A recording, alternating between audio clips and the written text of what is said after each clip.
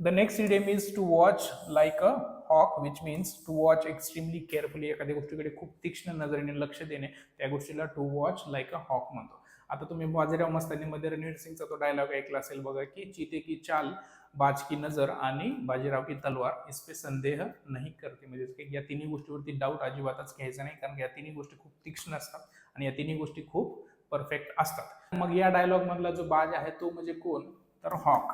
मग आपण बाजला इंग्लिशमध्ये काय म्हणतो, हॉक म्हणतो. आणि त्याची नजर खूप तीक्ष्ण असते. मग एखाद्या गोष्टीला जर तुम्ही खूपच जर चांगल्या क्रिटिकल नजरेने, खूप तीक्ष्ण नजरेने जर पाहत असाल तर त्या गोष्टीला वॉच लाईक अ हॉक असं म्हणू शकतो. मराठीत सांगायचं झालं तर कसं, अतिशय लक्षपूर्वक लक्ष ठेवणे किंवा बारकाईने निरीक्षण करणे. Hello, this is Rahul. Welcome to my channel learn English with Rahul Pawar. Welcome to the lecture series of Talathi Bharti 2026. मग 2026 ची जी तलाठी भरती होणार आहे त्यासाठी आपण लेक्चर सिरीज चालू केलेली आहे. आणि आपण काय शिकतोय सध्या, तर आपण वोकॅब्युलरी शिकतोय. मग वोकॅब्युलरीमध्ये आपण काय पाहतोय, तर वोकॅब्युलरीमध्ये आपण इडियम्स आणि फ्रेजेस आणि रूट वर्ड्स या दोन्ही वोकॅब्युलरी सेशनचे आपण सिरीज चालू केलेले आहेत.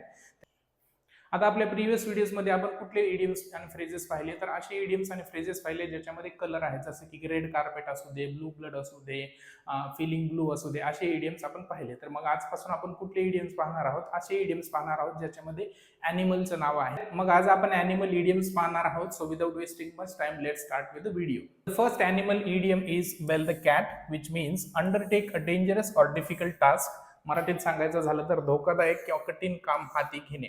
आता तुम्ही मराठीमध्ये एक म्हण तर ऐकलेली असेल की मांजराच्या गळ्यात घंटी कोण बांधणार. मांजराच्या गळ्यात घंटी कोण बांधणार. मांजराच्या गळ्यात घंटी कोण बांधणार म्हणजेच काय की we are talking from the perspective of a rat. एखाद्या उंदीराच्या पर्स्पेक्टिव्हने आपण बघतोय आणि आपण म्हणतोय की मी जर मांजराच्या गळ्यात जर घंटी बांधायला गेलो तर काय करेल, मांजर मला खाऊन टाकेल. I will have to face the consequences of my, नाही काय की डेअर, म्हणजेच काय की मी खूप हिंमत केली, हिंमत दाखवली म्हणून मी रिस्क घेतला म्हणून माझा जीव सुद्धा गमवावा लागू शकतो किंवा मला काहीतरी त्याचे कॉन्सिक्वेन्सेस भोगावे लागणार. मग उंदिराच्या पर्स्पेक्टिव्हने हा इडियम तयार करण्यात आला आहे, ज्याला आपण काय म्हणतो, मांजराच्या गळ्यात घंटी कोण बांधणार. मग त्यालाच इंग्लिशमध्ये काय म्हणतो, टू बेल द कॅट. म्हणजेच काय की to undertake a dangerous or difficult task. एखादी गोष्ट खूप अवघड आहे, एखादी गोष्ट डिफिकल्ट आहे, परंतु कोण करणार, ती गोष्ट कोण करणार, असं सगळेजण चिंतेत आहेत. आणि मग म्हणत नाही का की बाबा एवढं जोखमीचं काम कोण करणार, मांजराच्या गळ्यात घंटी कोण बांधणार. So who will bell the cat असं त्याला म्हणतो. Who will bell the cat म्हणजेच काय की बेल म्हणजे तुम्हाला माहित आहे, बेल म्हणजे घंटी. Okay, so bell the cat म्हणजेच काय की मांजराच्या गळ्यात घंटी कोण बांधणार. फॉर एक्झाम्पल कसं, the company was in crisis and Rohan was the one who decided to bell the cat. Company जे काय होते ती क्रायसिस मध्ये होते, म्हणजे कंपनी अडचणीत होते. And Rohan was the first person who decided to bell the cat. आणि रोहनने त्या सगळ्या कंपनीला उभारण्याची, परत नीट करण्याची जबाबदारी रोहनने घेतली, जे की जोखमीचं काम होतं आणि त्याने ते रिस्क घेतलं. That's why he could bell the cat. Okay, next idiom is feather one's nest. म्हणजेच काय की स्वतःच जे घरटं आहे त्यालाच आपण समजा सजवतोय, त्यालाच नटवतोय. म्हणजेच काय की दुसऱ्या माणसाची, दुसऱ्या लोकांची, दुसऱ्यांच्या घरट्याशी आपल्याला काही घेणं देणं नाही. आपल्याला फक्त आपलं जे घरट आहे त्यालाच आपण एक एक पंख लावतोय, एक एक फेदर लावतोय आणि आपण त्याच्या माध्यमातून त्याला काय करतोय, अजून सजवतोय. म्हणजेच काय की we are thinking about ourselves only. आपण स्वतःच्याच भल्यासाठी, स्वतःच्याच चांगल्या गोष्टीसाठी प्रयत्न करतोय किंवा स्वतःचाच विचार करतोय. अशा गोष्टीला टू फेदर वन्स नेस्ट म्हणतो. मराठीत सांगायचं झालं तर असं, स्वतःसाठी पैसा कमवणे विशेषतः अन्यायकारक पद्धतीने. म्हणजे स्वतःसाठीच तुम्ही करताय जी गोष्ट करताय ती, परंतु ती गोष्ट इलिगल मार्गाने करताय आणि त्या गोष्टीने दुसऱ्या माणसांवरती अन्याय होतो हे तुम्हाला कळत सुद्धा नाहीये. Because you are too much ingrained किंवा इनग्रॉस्ड इन युअर सेल्फ किंवा in seeking your own benefit. तुम्ही स्वतःच्याच फायद्यामध्ये एवढं अडकून गेलाय की तुम्हाला दुसऱ्यांची काही चिंताच नाहीये. You are just feathering your, नाही काय की nest. For example, some official feather their nest by taking bribes. म्हणजेच काय की काही जे कार्य अधिकारी असतात ते काय करतात, त्यांचे स्वतःचे जे घरटे आहेत त्यांनाच अजून थोडं सजवण्याचा प्रयत्न करतात बाय टेकिंग ब्राइब्स. ब्राइब म्हणजेच काय, लाच घेणे. ओके, सो मग काय, some officials feather their nest by taking bribes. काही ऑफिशियल्स काय करतात, काही अधिकारी काय करत असतात बाबा, की बाबा स्वतःच भलं बघत असतात आणि त्याच्या माध्यमातून ते लाच घेत असतात. So what they are trying to do is they are trying to feather their own nest. The next idiom is there is more than one way to skin a cat. आता स्किन अ कॅट याचा अर्थ वेगवेगळे असू शकतात. त्याची चमडी काढणे पण असू शकतं, त्याला खूप मारणे पण असू शकतं, किंवा त्याला एखादा धडा शिकवणे असं पण असू शकतं समजा. परंतु इथे त्याचं मिनिंग कसं आहे की एखादी गोष्ट करण्याची वेगवेगळे मार्ग असू शकतात. असं नाही की एखादी गोष्ट करण्याचा एकच मार्ग असू शकतो. There are multiple ways of doing a single thing. म्हणजे एकच गोष्ट वेगवेगळ्या पद्धतीने केली जाऊ शकते. या गोष्टीसाठी हा इडियम वापरला जातो, ज्याचं नाव काय आहे, there is more than one way to skin a cat. इंग्लिशमध्ये काय म्हणायचं त्याला, there are several ways to accomplish something. म्हणजेच काय की एखादी गोष्ट अचीव करायची असेल, एखादी गोष्ट जर प्राप्त करायची असेल, तर त्या गोष्टीसाठी there are more than one ways. खूप मार्ग असू शकतात. मराठीत कसं, एखादे काम करण्याचे अनेक मार्ग असतात. फॉर एक्झाम्पल काय, we can solve this problem in many ways, there is more than one way to skin a cat. आपण हेच प्रॉब्लेम वेगवेगळ्या पद्धतीने सॉल्व्ह करू शकतो. एखादं गणित असू शकतं, तर मग त्याला वेगवेगळ्या टिप्स आणि ट्रिकच्या माध्यमातून आपण तो गणित सोडवू शकतो समजा. ओके, सो मग त्यासाठी तुम्ही हा इडियम वापरू शकता. The next idiom is put the cat among the pigeon. Among म्हणजेच काय की त्यांच्यामध्ये. So put the cat among the pigeons means cause trouble or controversy. म्हणजेच काय की समजा एखाद्या समजा मांजराला जर तुम्ही जर एखाद्या कबुतरांच्या ग्रुपमध्ये जर टाकलं तर गोंधळ उडून जाणार ना सगळं. त्यांच्यामध्ये वाद होणार, भांडण होणार, किंवा एकमेकांवरती ते धावून जातील, असं जे होत असतं. मग तसं जर एखादी जर कोण जर करत असेल तर त्याला काय म्हणतो, putting the cat among the pigeons. म्हणजेच काय, गोंधळ किंवा वाद निर्माण करणे. फॉर एक्झाम्पल काय, his unexpected question put the cat among the pigeons during the meeting. त्याचा अनएक्सपेक्टेड म्हणजे अचानकपणे त्याने प्रश्न विचारल्यामुळे काय झालं, गोंधळ निर्माण झाला आणि वाद निर्माण झाले. Because the person he was asking the question to, he was not prepared. त्याच्यामुळे काय झालं, he was putting the cat among the pigeons. म्हणजेच काय की आता हे समजा मांजर आहे आणि कबुतरांच्या मध्ये त्याला जर ठेवलं तर मग ते निश्चितच गोंधळ उडणार आहे. म्हणजेच काय की प्रत्येक माणसाचा एक ग्रुप असतो. मग कुठल्याही माणसासोबत कुठलाही जर माणूस जर मिक्स होत असेल तर मग कसं चालेल ना, मग ते सगळे मिक्स नाही होऊ शकत. सो त्या लिटरल सेन्सने तो इडियम आहे. ओके, बघूयात पुढचं इडियम कुठलं. The next idiom is play cat and Mouse.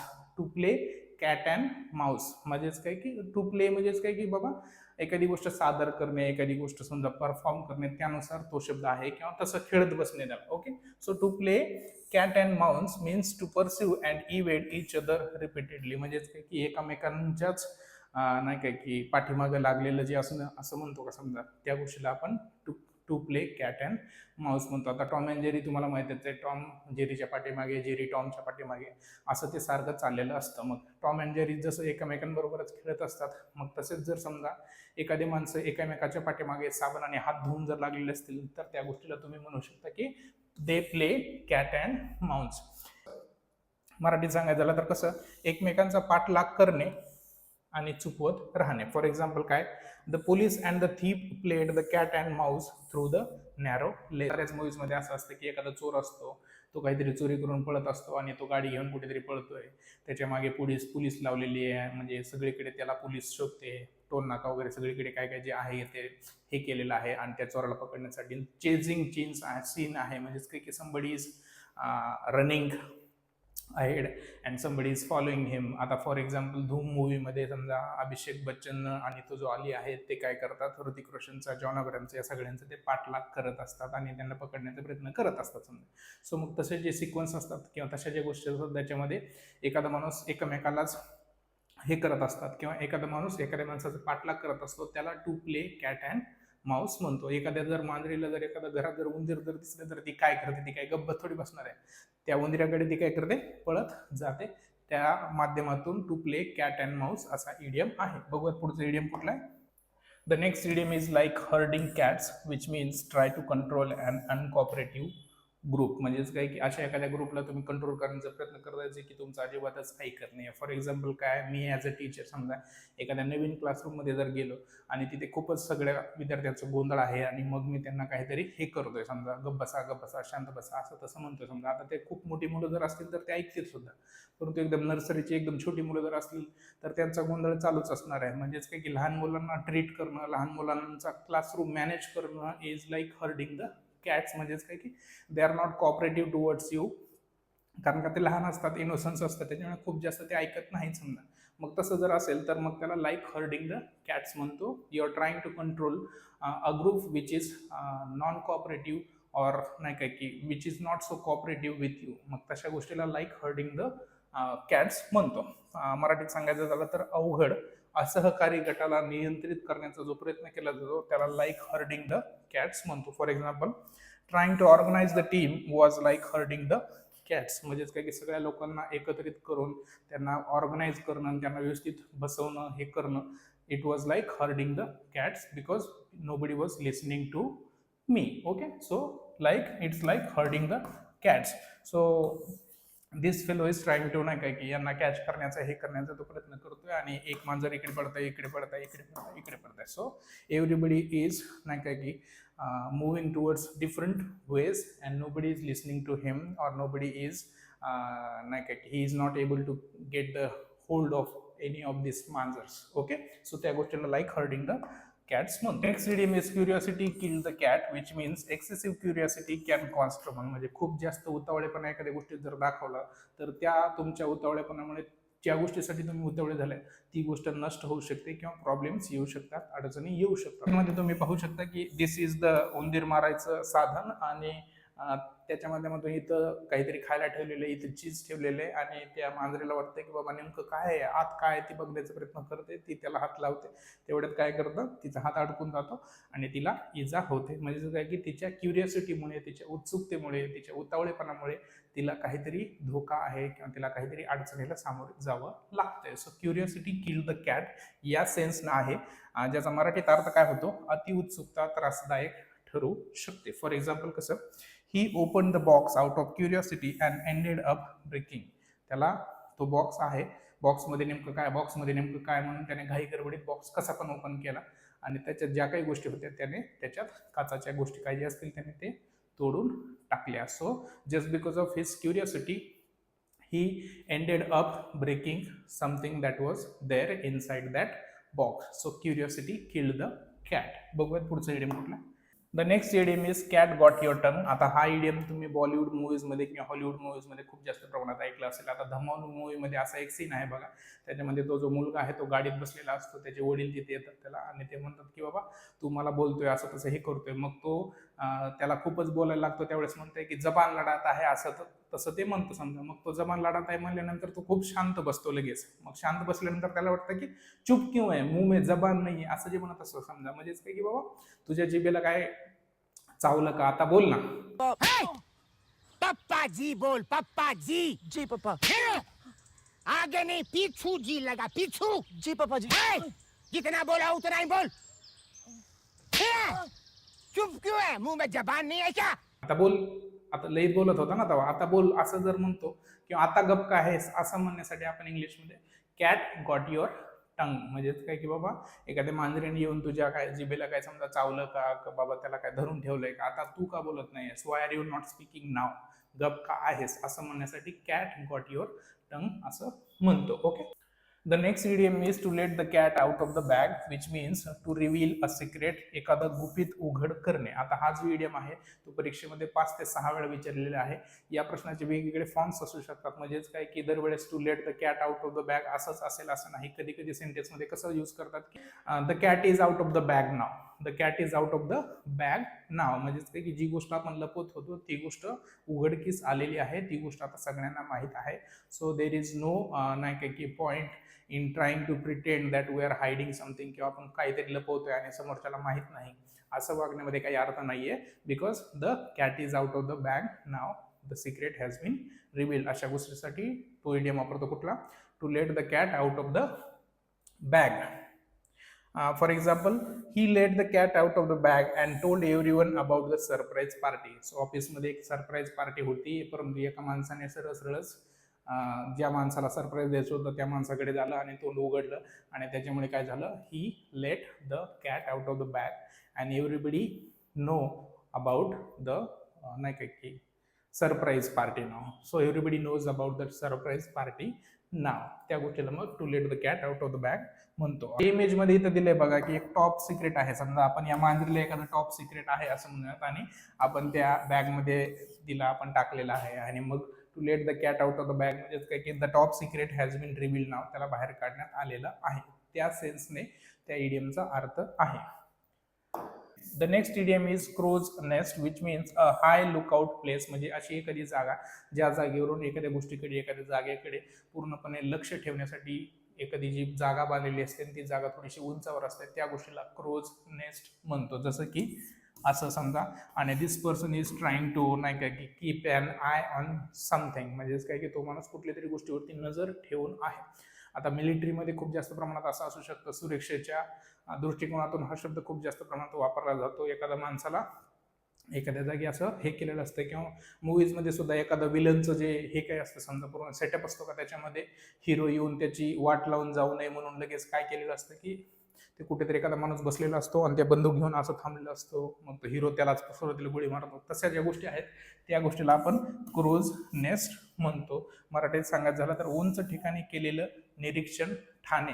Thane म्हणजे आपलं मुंबई ठाणे तसं नाही, तसं त्याचं नाव आहे समजा, परंतु ठाणे म्हणजे बाबा ठिकाणा असं त्याचा अर्थ आहे.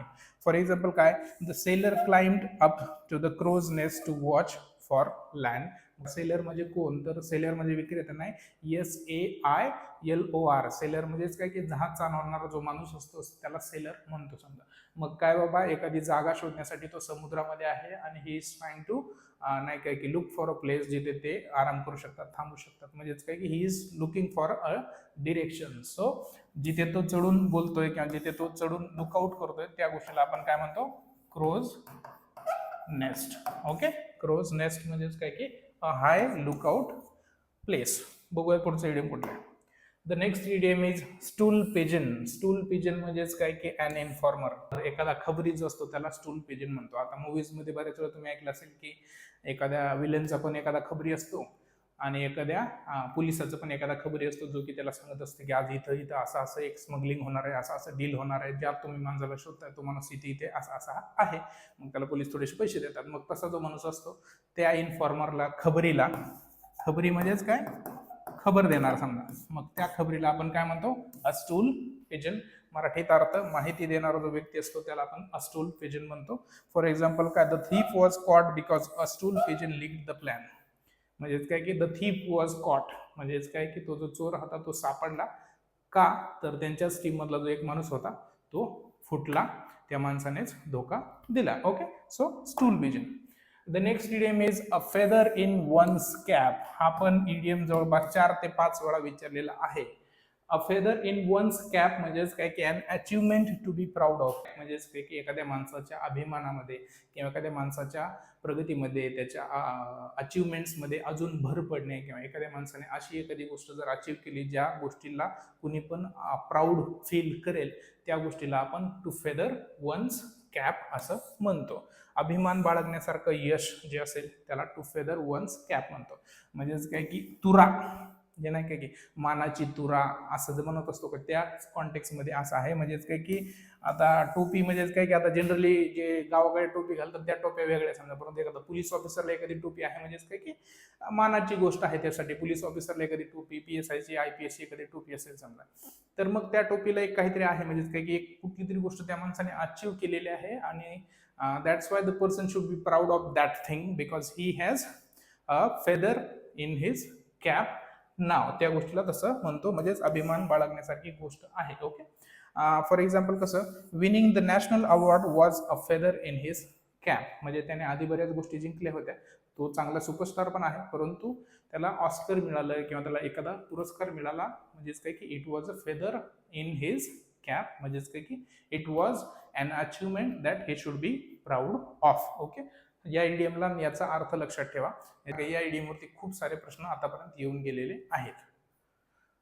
The next idiom is swan song which means a final performance or work. एखादी गोष्ट जर समजा खूप शेवटची असेल, शेवटचं गाणं असू दे, शेवटचं सादरीकरण असू दे, शेवटचं बोलणं असू दे, कुठली जी गोष्ट असेल समजा शेवटची असेल आणि ती खूप चांगली असेल, त्या गोष्टीला स्वॅन सॉन्ग म्हणतो. मराठीत सांगायचं झालं तर शेवटचे सादरीकरण किंवा कार्य जे असते त्याला स्वॅन सॉन्ग म्हणतो. फॉर एक्झाम्पल काय, the concert was the legendary singer swan song before retiring from the stage. म्हणजेच काय की तो जो सिंगर आहे समजा अरिजित सिंग म्हणून समजा आपण, मग त्याचं बाबा रिटायर होण्याच्या आधीचं it was his swan song, म्हणजे the concert was his swan song.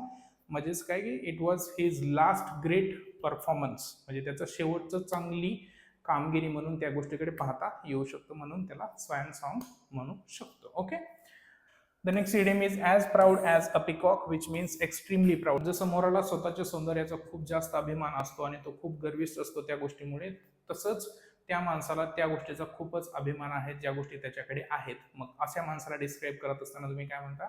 He is as proud as a peacock. मराठीत सांगायचं झालं तर खूप अभिमानी असणे. आता इथे एक्स्ट्रीमली शब्द लिहिले बरं का. नुसतं जर प्राऊड जर म्हणलं तर नॉर्मली एखाद्या माणसाला एखाद्या गोष्टीचा अभिमान असतो तशा कारणाने त्याला म्हणतो समजा, परंतु he is as proud as a peacock ज्यावेळेस म्हणतो त्यावेळेस आपण थोडंसं निगेटिव्हली म्हणतो की बाबा त्याच्यामध्ये खूपच जास्त गर्व आहे, अशा पद्धतीने हा इडियम आहे. सो खूपच अभिमानी असणे जे म्हणतो त्याला हा इडियम तुम्ही वापरणार. फॉर एक्झाम्पल कसं, he was as proud as a peacock after his hard work was appreciated. म्हणजे काय की बाबा त्याचा हार्डवर्क कसं तरी अप्रिशिएट केलं गेलं, that's why he was as proud as a peacock. किंवा एकाच रात्रीत त्याला एवढं सगळं यश मिळालं म्हणून तो he was as proud as a peacock. आता एक कुठली तरी सिंगर होती बघा, ती रे मेरी गाणं घेणारी, मग ते हिमेश रेशमियाने तिला उचललं आणि गाणं घ्यायला लावलं, ती फेमस पण झाली आणि ती खूपच फेमस झाल्यामुळे लगेच त्याच्यामध्ये ॲरोगन्स आला.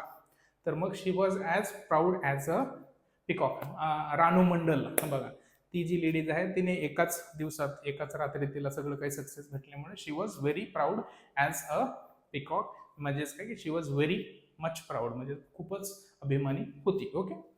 The next idiom is to watch like a hawk, which means to watch extremely carefully. एखाद्या गोष्टीकडे खूप तीक्ष्ण नजरेने लक्ष देणे, त्या गोष्टीला to watch like a hawk म्हणतो. आता तुम्ही बाजीराव मस्तानीमध्ये रणवीर सिंगचा तो डायलॉग ऐकला असेल बघा की चीते की चाल, बाज की नजर आणि बाजीराव की तलवार, इसपे संदेह नाही करते. म्हणजे या तिन्ही गोष्टीवरती डाऊट अजिबातच घ्यायचा नाही, कारण या तिन्ही गोष्टी खूप तीक्ष्ण असतात आणि या तिन्ही गोष्टी खूप परफेक्ट असतात. मग या डायलॉग मधला जो बाज आहे तो म्हणजे कोण? तर हॉक. मग आपण बाजला इंग्लिशमध्ये काय म्हणतो? हॉक म्हणतो. आणि त्याची नजर खूप तीक्ष्ण असते. मग एखाद्या गोष्टीला जर तुम्ही जर खूपच जर चांगल्या क्रिटिकल नजरेने, खूप तीक्ष्ण नजरेने जर पाहत असाल तर त्या गोष्टीला वॉच लाईक अ हॉक असं म्हणू शकतो. मराठीत सांगायचं झालं तर कसं, अतिशय लक्षपूर्वक लक्ष ठेवणे किंवा बारकाईने निरीक्षण करणे. फॉर एक्झाम्पल कसं, the teacher watch like a hawk during the exam so that no one could cheat. मग जो शिक्षक होता त्याने बाबा सगळ्याच विद्यार्थ्यांकडे खूप तीक्ष्ण नजरेने, खूप बारकाईने लक्ष दिलं, जेणेकरून कोण चीटिंग करत आहे, कोण कॉपी करतंय हे सगळ्यांना कळावं आणि त्याच्या माध्यमातून एक्झाम खूप चांगली पार पडली. Because the teacher was very sceptical and he was very observant. He was watching like a hawk. म्हणजे काय की त्या टीचरची नजर कुठली होती? बाजकी नजर होती. Next idiom is to clip someone's wings, which means to restrict someone's freedom. एखाद्या माणसाचं जर आझादी, एखाद्या माणसाचं जर फ्रीडम जर हिसकावून घेत असाल तर त्याला क्लिपिंग समवन्स विंग्स असं म्हणू शकतो. म्हणजेच काय की दिस bird he or she will try to fly in the sky, and if somebody comes and clips his or her wings, then he or she may not be able to fly, and her freedom of flying into the नाही काय की sky, म्हणजे खुल्या आसमानात त्याला जे fly करण्याचं जे काही हे आहे, फ्रीडम आहे, ते त्याचं फ्रीडम संपुष्टात येईल, ते फ्रीडम संपून जाईल. त्या अनुषंगाने to clip someone's wings means कुणाच्या स्वातंत्र्यावर बंधन आणणे किंवा त्याच्या मोकळेपणावर मर्यादा आणण्याला आपण टू क्लिप समवन्स विंग्स असं म्हणतो. फॉर एक्झाम्पल काय, the strict rules at home clip her wings and stop her from following her dreams. तिला फिल्म इंडस्ट्रीमध्ये जायचं होतं, तिला वेगवेगळ्या क्षेत्रात काम करायचं होतं, परंतु फॅमिली खूपच कन्झर्वेटिव्ह असल्यामुळे काय झालं की the father clipped her wings and she could not fly, she could not enjoy her freedom. तिचं स्वातंत्र्य जे आहे ते संपुष्टात आलं. So the father clipped her wings. बघूयात पुढचं इडियम कुठला आहे. The next idiom is an ugly duckling, which means someone who later becomes attractive or successful. एखादा माणूस, एखादी वस्तू, एखादी गोष्ट सुरुवातीला खूपच वाईट होती, सुरुवातीला खूप चांगली नव्हती, सुरुवातीला अगली होती, परंतु नंतर काळाने ती खूप ब्युटिफुल दिसायला लागली किंवा खूप सक्सेसफुल दिसायला लागली, त्या गोष्टीला ॲन अगली डकलिंग म्हणतो. अगली म्हणजेच ब्युटिफुल जो आहे, अगली म्हणजे कुरूप आणि ब्युटिफुल म्हणजे सुंदर समजा. मग अगली आणि ब्युटिफुल हे दोन्ही काय आहेत? विरुद्धार्थी शब्द आहेत समजा. When somebody is ugly at first and then that person looks very beautiful or handsome in the future, that thing is called an ugly, that thing is called an ugly duckling. Okay. मराठीत सांगायचं झालं तर जो व्यक्ती सुरुवातीला साधा किंवा आकर्षक नसतो पण नंतर सुंदर, यशस्वी किंवा प्रतिष्ठित होतो त्या माणसाला अॅन अगली डकलिंग म्हणू शकता. फॉर एक्झाम्पल काय, he was an ugly duckling in school but now he is a successful entrepreneur. म्हणजे तो स्कूलमध्ये असताना खूप चंपू सारखा असायचा, ते नारळ तेल लावून असं भांग पाडून एकदम स्पेक्स तसे टाकायचे, एकदम चंपू सारखा दिसायचा, किंवा तो खूपच गरीब होता, खूप दयनीय परिस्थितीत जगत होता, परंतु now he is a successful entrepreneur. तो खूपच चांगला एक बिझनेसमॅन झालेला आहे. मग तो he was an ugly duckling. He was an ugly duckling. The next idiom is a lame duck, which means an ineffective person or organization. आता lame हा जो शब्द आहे याचा अर्थ लंगडा होतो म्हणजे मुळात, परंतु इथे त्याचा अर्थ लेझी होतो. लेम म्हणजेच काय की जो माणूस जरा खूपच स्मार्ट नाहीये, खूप डंब आहे, खूप लेझी आहे, त्या माणसाला आपण लेम म्हणतो. एखादा माणूस जर खूपच पानचट जर जोक मारत असेल तर आपण त्याला इंग्लिशमध्ये लेम जोक्स म्हणतो, जे की एखाद्या शिक्षकाला पण मारावं लागतात कधी कधी. Okay, so lame jokes. मग लेम या शब्दापासूनच अ लेम डक इडियम आहे, ज्याचा अर्थ अन इनइफेक्टिव्ह पर्सन ऑर ऑर्गनायझेशन होतो. म्हणजे एखादा माणूस अकार्यक्षम असेल, एखादा माणूस खूपच गुड फॉर नथिंग असेल, एखादा माणूस खूपच आळशी असेल, तर you can call that person a lame duck. आता अ लेम डकला तुम्ही अ काउच पटेटो पण म्हणू शकता. आता काउच पटेटो म्हणजेच काय, काउच म्हणजे सोफा आणि पटेटो तुम्हाला माहित आहे म्हणजेच काय की रात्रंदिवस टीव्ही चालू आहे आणि तिथेच खात पीत लोळत पडलेला जो माणूस असतो त्याला इंग्लिशमध्ये आपण अ काउच पटेटो म्हणतो. लेम डक आणि a couch potato they are similar idioms. The next idiom is a sitting duck, which means an easy or defenseless target. मराठीत सांगायचं झालं तर अत्यंत सोपा किंवा असहाय्य लक्ष जे असतं, समजा एखादा टार्गेट असतं त्याला तुम्ही अ सिटिंग डक म्हणू शकतो. म्हणजे अ सिटिंग डक म्हणजेच काय की एखादी गोष्ट तुम्हाला करायची, परंतु ती गोष्ट करत असताना तुम्हाला एकदम ती गोष्ट खूप इझिली करू शकता, तुम्ही खूप चुटकीमध्येच ती गोष्ट करू शकता आणि त्या गोष्टीला एखाद्या माणसाला तुम्हाला कन्फ्रंट करायचं, एखाद्या माणसाला बोलायचं आहे, एखाद्या माणसाला मारायचं, समजा या कॉन्टेक्समध्ये म्हणूयात फक्त थोड्या वेळापुरते, चुकीचं असतं ते समजा, परंतु एखाद्या माणसाला मारायचं आहे आणि त्या माणसाला मारायचंय आणि तुम्ही खूपच धष्टपुष्ट आहात आणि तो माणूस एकदमच पातळ, एकदम बारकाचा माणूस आहे आणि त्या माणसाला तुम्ही सिटिंग डक सारखा आहे तो, म्हणजे त्या माणसाला तुम्ही काही जरी केलं तरी तो माणूस गप मार खाऊन जाईल आणि तो माणूस डिफेन्सलेस आहे. म्हणजेच काय की that person will not defence, की बाबा मारू नका असं सुद्धा म्हणणार नाही. मग तसं जो गोष्ट असते किंवा तसा जो टार्गेट असतो, मग तसा जो माणूस असतो तशा माणसाला तुम्ही अ सिटिंग डक म्हणू शकतो. As you can see in the picture, somebody is pointing a gun towards this duck and even if he misses a shot, म्हणजे एखादा शॉट जर समजा त्याने इकडे तिकडे जरी चुकवला, समजा गोळी त्याची दुसरीकडे जरी लागली तरी तो खूप जास्त दुसरीकडे पळून जाऊ शकणार नाही, because he is a sitting duck. तो खूप आळशी, खूप शांतपणे तो एका जागी बसलेला आहे. सो मग अशा ज्या गोष्टी असतात त्या गोष्टीला आपण अ सिटिंग डक म्हणतो, which means a defenceless target किंवा अन इझी टार्गेट. बघूयात पुढचा नियम कुठला आहे. The next idiom is fine feathers do not make fine birds. म्हणजेच काय की तुमचे फक्त पंख चांगले आहेत म्हणून एक तुम्ही खूप चांगले पक्षी होऊ शकत नाही. थोडक्यात असं की तुमचा अपिअरन्स खूप चांगला आहे म्हणून म्हणजे तुमच्या अपिअरन्सने तुमची अवकात ठरत नाही, तुमच्या अपिअरन्सने तुमची वर्थ ठरत नाही. इंग्लिशमध्ये कसं, appearance does not determine worth. म्हणजे काय की तुमची जी किंमत आहे ती तुमच्या अपिअरन्सने, तुमच्या दिसण्यावरती अवलंबून नसते म्हणण्यासाठी fine feathers do not make fine birds म्हणतो. मराठीत सांगायचं झालं तर कसं, खावा हा माणसाच्या किंवा व्यक्तीच्या किमतीचा मापदंड नसतो. म्हणजेच काय की it is appearance is not the measurement of somebody's intelligence. म्हणजेच काय की नुसतं अपिअरन्सनेच एखाद्या माणसाची किंमत ठरवली जाऊ शकत नाही. एखाद्या माणसाला फक्त इंग्रजी येते म्हणून त्या माणसाला हुशार समजणं चुकीचं आहे. असं म्हणण्यासाठी तुम्ही म्हणू शकता की fine feathers do not make a fine birds. खूपच अपिअरन्स चांगला आहे, बाहेरच्या गोष्टी खूप चांगल्या आहेत म्हणून तो माणूसच ओव्हरऑल चांगला आहे असं म्हणणं चुकीचं असतं. त्या म्हणण्यासाठी आपण हा इडियम वापरतो. The next idiom is as the crow flies, which means in a straight line. आता युजली असं म्हणतात बरं का की बाबा क्रो जो असतो, कावळा जो असतो, तो एकाच स्ट्रेट लाईनलाच कुठेतरी फ्लाय करत असतो. म्हणजे तो ज्यावेळेस फ्लाय करतो त्यावेळेस तो रँडमली इकडे तिकडे असं जात नाही.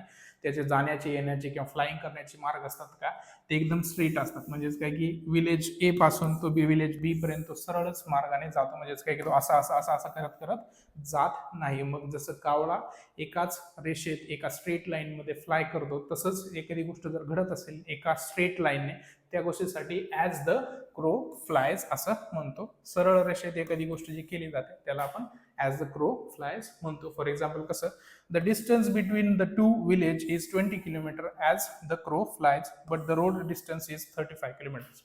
जर समजा नाही काय की crow flies as the crow flies तसं जर तुम्ही जर काउंट केलं तर दोन्ही गावामध्ये जो डिस्टन्स आहे तो फक्त 20 किलोमीटरचा आहे, जसं इथं दिलंय बघा. Okay, the distance between the two villages is 20 kilometres as the crow flies. As the crow flies म्हणजेच काय की इन अ स्ट्रेट लाईन. परंतु इफ यू काउंट नाही काय की इकडून तिकडून असं जर तुम्ही जर मोजत गेला तर it will be around 35 kilometres. मग त्या गोष्टीसाठी ॲज द क्रो फ्लायज हा इडियम आहे. बघूयात पुढचा इडियम कुठला आहे. Next idiom is a bird of passage, which means someone who moves from one place to another. एखादा बंजारा जसा असतो, समजा एखाद्या जागेवरून तो दुसऱ्या जागेवरती सारखं भटकंती करत जातो, एका जागेवरून दुसऱ्या जागेवर जा, दुसऱ्या जागेवरून तिसऱ्या जागेवर जा. somebody who keeps traveling all the time, that person is called a bird of passage. आता पॅसेज या शब्दाचा अर्थ होतो स्थलांतर. पॅसेजला मराठीत काय म्हणतो? स्थलांतर. पॅसेज म्हणजे स्थलांतर. मग अ बर्ड ऑफ पॅसेज म्हणजेच काय की समबडी हू, अ बर्ड म्हणजे थोडक्यात माणूस इथे. So a bird of passage is somebody who moves from one place to another constantly. एका ठिकाणाहून दुसऱ्या ठिकाणी जाणारी जी व्यक्ती असते त्याला अ बर्ड ऑफ पॅसेज म्हणू शकतो. फॉर एक्झाम्पल कसं, as a pilot he is a bird of passage always travelling to new city. आता तो पायलट असल्यामुळे काय, he is like a bird of passage, he keeps moving to different cities or different countries. आता हा जो idiom आहे birds of passage, it is coming from the nature of birds. म्हणजे काय की पक्षी जे काय करतात, युजली काय करतात, एका जागेवरती एकाच शहरामध्ये एकाच देशामध्ये खूप जास्त काळ राहत नाही. They constantly move to different places, they keep travelling. So that's why a bird of passage म्हणजे काय की स्थलांतर करणारा पक्षी आहे असं म्हणण्यासाठी अ बर्ड ऑफ पॅसेज तो इडियम आहे, जो की कुणाला डिस्क्राईब करण्यासाठी वापरला जातो. एखादा माणूस जो की एका जागेवर न थांबता वेगवेगळ्या जागी जात असतो, त्या माणसाला तुम्ही अ बर्ड ऑफ पॅसेज म्हणू शकता.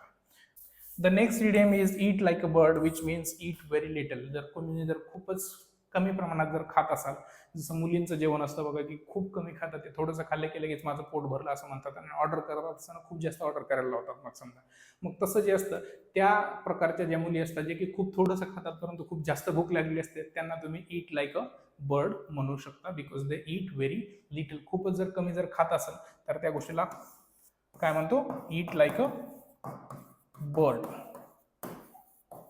Okay, eat like a bird. For example, she is on a diet so she eats like a bird. आता ती काय आहे, she is on a diet that's why she eats like a bird. आता बरेच मुलं मुली असं करतात बघा. Next idiom is free as a bird. जसं एखादा पक्षी आकाशात उंच भरारी घेऊ शकतो, वेगवेगळ्या जागी जाऊ शकतो, कुठेही स्थलांतर करू शकतो, कुठेही फिरू शकतो, कुठेही थांबू शकतो. तसं जर एखादा माणूस जर तसं जर वागत असेल आणि त्या माणसाचं फ्रीडम त्या प्रकारचं असेल आणि त्याच्या फ्रीडमला कुठल्याच लिमिट नाही आहेत, the sky is the limit जसं म्हणतो, तसं जर एखादा माणूस त्या हदपर्यंत, त्या लेवलपर्यंत, त्या लिमिटपर्यंत जर एखादा माणूस जर फ्री असेल तर you can describe that person, he is free as a bird किंवा he is free like a bird. तो त्या पक्षाप्रमाणे एकदम आझाद आहे. He is completely free. Completely free म्हणजे डिस्काउंटवरती फ्री म्हणतो तसं फ्री नाही, फ्री म्हणजे आझाद. ओके, पूर्णपणे मुक्त जो असतो त्याला आपण फ्री ॲज अ बर्ड म्हणतो. For example, after quitting my job I felt free as a bird to travel the world. माझी मी नोकरी सोडल्यानंतर मला कळालं की बाबा I can now live freely and I can travel the world. I can do whatever I wish to do. I am free like a bird.